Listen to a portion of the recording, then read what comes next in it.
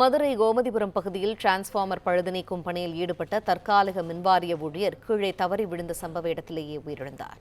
இது தொடர்பான கூடுதல் தகவல்களை எமது செய்தியாளர் ராஜ்குமார் வழங்க கேட்போம். ராஜ்குமார், இந்த விபத்தானது எப்படி நடந்தது? விவரங்கள் என்ன?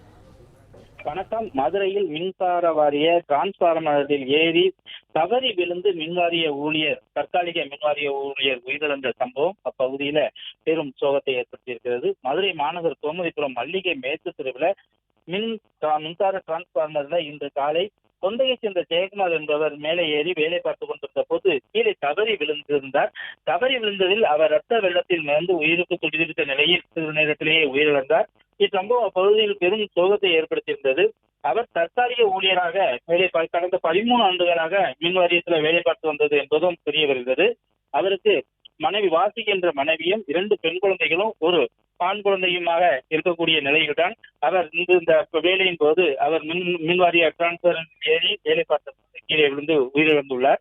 இவர் கடந்த சுனாமியின் போது விபத்தில் சிக்கி உயிர் பிழைத்தது என்பது ஒரு குறிப்பிடத்தக்க அம்சமாக இருந்தாலும் கூட அந்த ஊழியர்கள், அவருடன் பணிபுரிந்த ஊழியர்கள் நம்மிடம் சோகத்தோடு சில தகவல்களை பகிர்ந்தார்கள்.